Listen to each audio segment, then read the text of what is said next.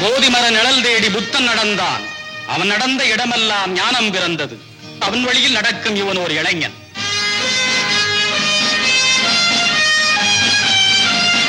சத்தியத்தின் நிழல் தேடி அண்ணல் நடந்தார். அவர் வழியில் நாளெல்லாம் நடக்கும் இவன் ஒரு தேசபக்தன்.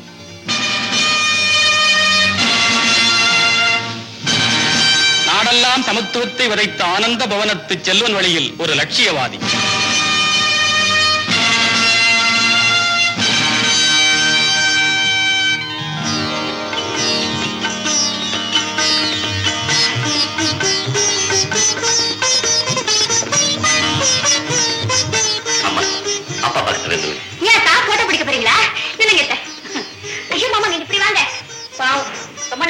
மறந்து போயிருக்கோம். ஆமா, பாட்டி சொல்றாங்க கேளுங்க.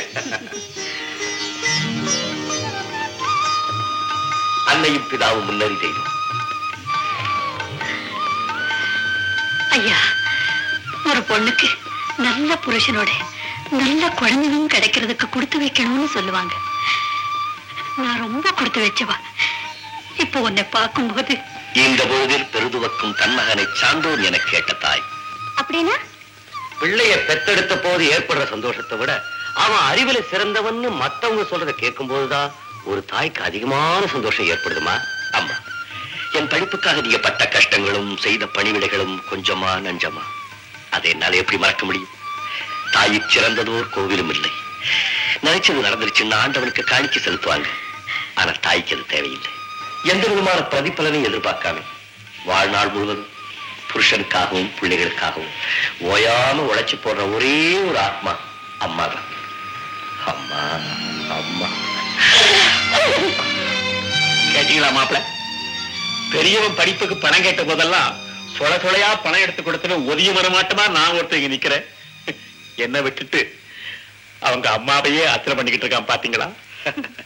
சரியத்தா, மாமாவை பத்தி 2 வார்த்தை சொல்லுங்களேன். அப்பா, தந்தை சொல் மிக்க மந்திரம் இல்லைன்னு எனக்கு தெரியும்.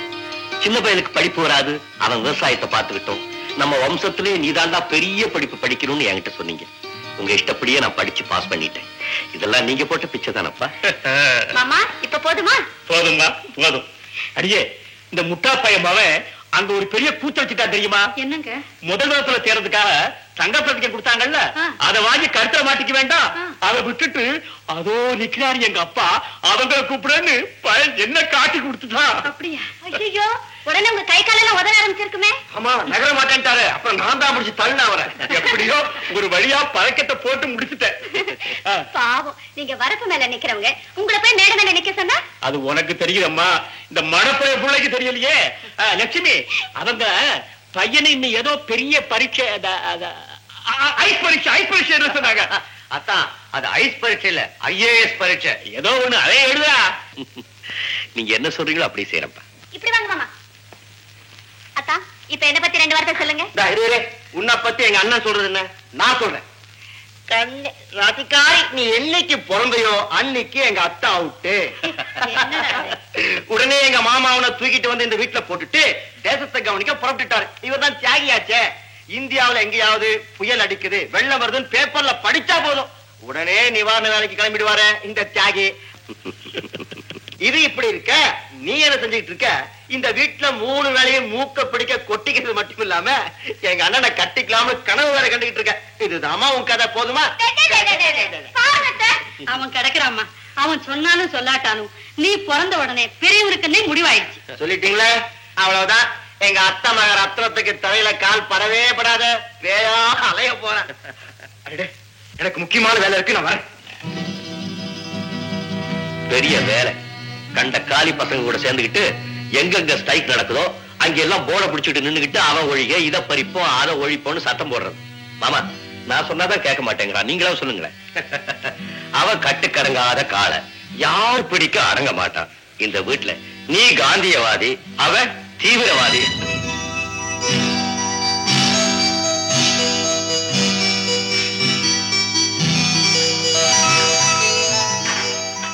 அப்பா, இன்னைக்கு உத்தியோகத்துக்கு வந்து சேர சொல்லி ஆர்டர் வந்திருக்கு.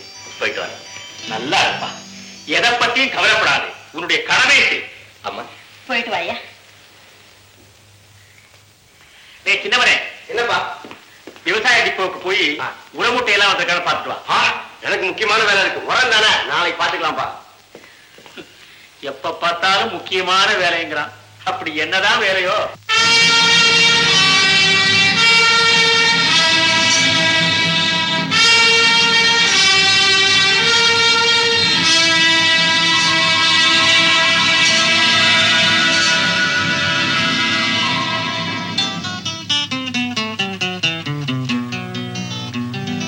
Good morning, sir. Good morning. I am Shankar. Oh, Shankar, the new sub-collector. Please be seated. I have seen all your records. MA first class, IAS, India first. My heartiest congratulations. Thank you, sir. தாய் கொடுக்கிற உணவு, தந்தை கொடுக்கிற கல்வி, உங்க மாதிரி பெரியவங்க கொடுக்கிற ஆசீர்வாதம், இந்த மூணும் தான் ஒரு மனிதன் உயர்ந்த நிலைக்கு வரதுக்கு காரணங்கிறது என்னுடைய தாழ்மையான அபிப்பிராயம். Very good. உங்க அறிவை சர்டிபிகேட்ல எழுத்துக்களா பார்த்து சந்தோஷப்பட்டேன். இப்போ வார்த்தைகளா கேட்டு பெருமைப்படுறேன். மிஸ்டர் சங்கர், உங்களை மாதிரி அறிவு ஆற்றலும் நிறைஞ்ச இளம் IAS ஆபீசர்கள் இருந்து நம்ம நாடு அதிகமான சேவை எதிர்பார்க்குது. நீங்க வேலைக்கு சேர்ற இந்த நேரத்துல நம்ம நாடு என்ன நிலைமையில இருக்குன்றது உங்களுக்கே நல்லா தெரியும். அதை மனசுல வச்சுக்கிட்டு அரசாங்கத்துக்கு மக்களுக்கு தொண்டு செஞ்சு பொறுப்புள்ள இந்த IAS போஸ்ட்ல நீங்க பூரண சந்திரனா விளங்கணும்னு மனசார வாழ்த்துறேன். God bless you. Thank you, sir. Service to the government is service to the country. அரசாங்கத்துக்கு நான் செய்ய போற சேவை இந்த நாட்டுக்கு நான் செய்யற சேவை. அரசாங்கத்துக்கு மக்களுக்கும் இடையே இருக்கிற உறவை வலிமைப்படுத்துவேன். அதுக்காக என் உயிரையும் கொடுக்க தயங்க மாட்டேன். என்னம்மா என்ன எல்லாரும் வரட்டும். பெரியத்தா சின்னத்தா வாங்க. என்ன என்ன என்ன இந்த திருடி என்ன செஞ்சா தெரியுமா? என்ன செஞ்சா? தச்சி வேண்டாம் தச்சி வேண்டாம் தச்சி. இரு உன் சாயத்தை கரெக்டாம விட மாட்டேன். சீக்கிரம் சொல்லு, என்ன ஆச்சு? வந்து தச்சி வேண்டாம். இரு அத்தை, உங்க ஒண்ணு விட்டு அண்ணன் வேதாச்சம் சித்தப்பா இருக்காரு. ஆமா, அவருக்கு ஒரே பையன் இருக்காரு, தாமு. அந்த மாப்பிள்ளையும் இந்த பொண்ணும் சவுக்கு தோப்புல செடி மரவல உட்கார்ந்துகிட்டு. என்ன எல்லாரும் அப்படி பாக்குறீங்க? அவங்க ரெண்டு பேரும் எதிர்காலத்தை பத்தி பேசிட்டு இருந்தாங்க. உடனே நான் அவசார பிடிச்சி எடுத்துட்டு வந்துட்டேன். அப்படியா விஷயம்? கௌரி இனிமே சும்மா விடக்கூடாது. ராஸ்கல் இவள தூண்ல கட்டி, தூண் இருக்கு அவனுக்கே கட்டி வச்சிருவான். அவனு ஒரு தூண் தானே.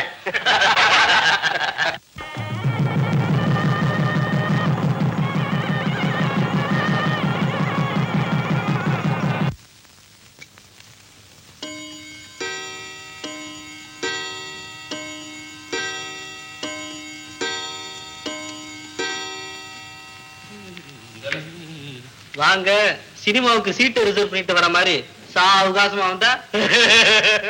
சிரிப்பு என்ன வேண்டி கிடக்கு? சீட் காலியா இருக்கிறத சப் கலெக்டர் பார்த்துட்டு தான் போயிருக்காரு. அதெல்லாம் எனக்கு பிடிக்காது. நான் சொல்றத கேளுங்க மாப்பிள. நீங்க என்ன சொல்றது, நான் என்ன கேக்குறது? அட கொஞ்சம் பொறுமையாத்தான் கேளுங்களேன். சரி சரி, நேரமாச்சு, சீக்கிரம் சொல்லுங்க. மாப்பிள, நம்ம தெரு கோடியில 10-15 ஏக்கர் புறம்போக்கு நிலம் இருந்து அது ஒரே கள்ளி காடு.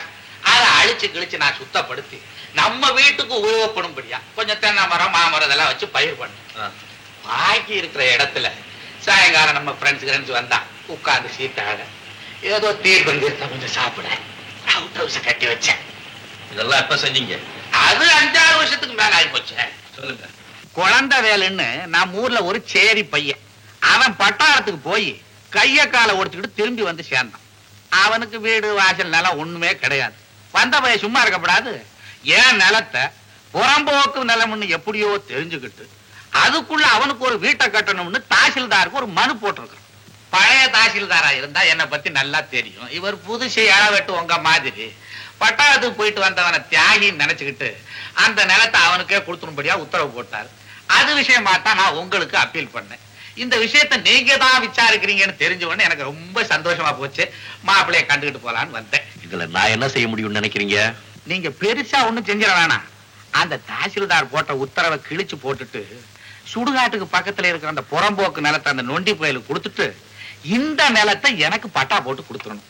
இந்த நாக்காளி இருக்குங்களே, இது பொல்லாத நாக்காளி. இதுல வந்து உட்கார்ந்துட்டா சங்கரனும் இல்ல கிங்கரனும் இல்ல, சப் கலெக்டர். அந்த சப் கலெக்டர்ங்கிற எந்திரத்துக்கு சட்டமும் நாட்டு மக்களுக்கு நன்மை செய்யற திட்டமும் தான் தெரியுமே தவிர இந்த மாம மச்சான் மண்ணாங்கட்டி இதெல்லாம் ஒண்ணும் தெரியாது. ஓஹோ, அப்படிங்களா? அப்படிதான். உங்க அப்பீலையும் தாசில்தாரோட லெட்டரையும் நான் பார்த்தேன். உங்களுக்கு என்ன தைரியம் இருந்தா சர்க்காரோட இடத்துல மாவையும் தென்னையும் போட்டு சீட்டாடுறதுக்கும் தீர்த்தம் சாப்பிடறதுக்கும் ஒரு அவுட் ஹவுஸ் போட்டிருப்பீங்க. சர்க்கார் உங்க சட்டப்பைக்குள்ளையா இருக்கு. நீங்கள்லாம் ஒரு பெரிய மனுஷன் அந்த நாட்டு. நல்லா நிறுத்துப்பா. உன் தங்கச்சி என் மகனுக்கு கல்யாணம் பண்ணி கொடுத்துருக்கேன், ஞாபகம் இருக்கட்டும். நான் உனக்கு மாமன். சர்க்கார் உங்க வீட்டு பையனா இருக்கலாம், ஆனா இங்க இருக்கிறது சப் கலெக்டர். உன்ன மாதிரி எத்தனை கலெக்டர் இந்த நாக்காளி பார்த்திருக்கோம். இந்த மாதிரி எத்தனை நாக்காளியை நான் பார்த்திருப்பேன். உங்களை மாதிரி எத்தனை சமூக விரோதிகளை சரித்திரம் பார்த்திருக்கோம். அந்த மாதிரி எத்தனை சரித்திரத்தை நான் படிச்சிருப்பேன்.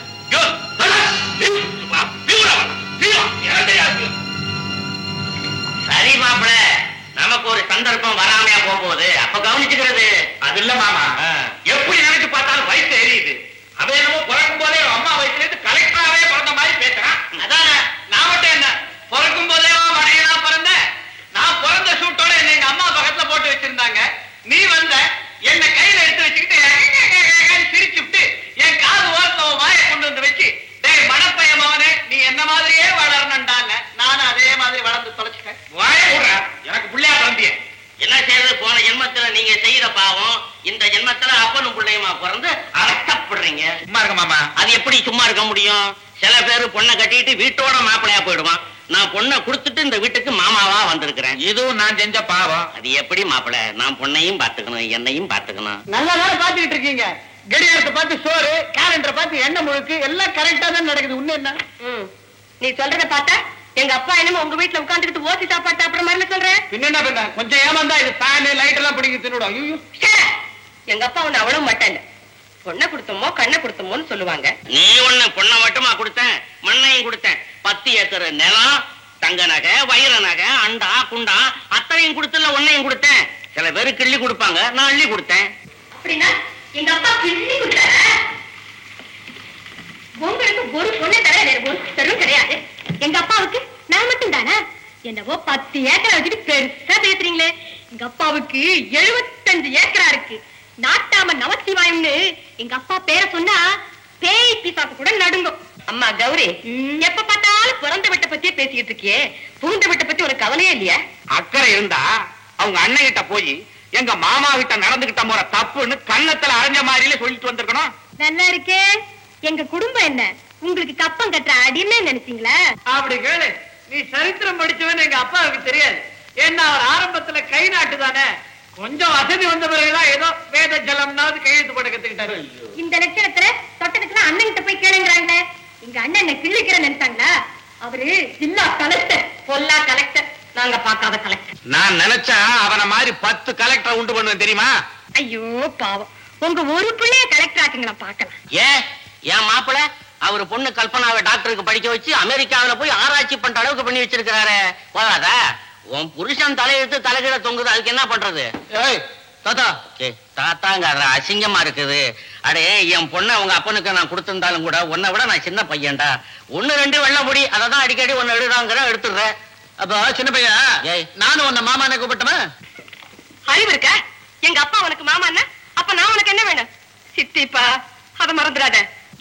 பாத்தேப்பா, வயசான காலத்துல 2ஆம் தாரம் கட்டிக்கிட்டாலே இந்த வம்புதான். உன் பொண்டாட்டி கூப்பிட்டு போய் ஐயா ஏன் கிடந்து சொல்ற? மோத வேண்டிய இடத்துல மோதணும், அதை விட்டு எங்கிட்ட ஏன் போடா. ஏய், ஏய், ஏய், ஏய், ஏய், ஏய். மரியாதை இருக்கிற பயலுக்கு. அது கிடக்கட்டும். இந்த பொண்ணு எவ்வளவு துள்ளுது பாத்தீங்களா? அவளா சொல்றா? 75 ஏக்கர் அல்லவா துள்ளுது? 75 ஏக்கர் பேசட்டும், பார்க்க 75 ஏக்கராவ. சங்கிலி நிஜமா? நம்ம ஜல்லிக்கட்டு காளையை விட்டு அந்த நமசிவாய நிலத்தை நாசமாக்கி அழிச்சோம். கவலைப்படாதீங்க.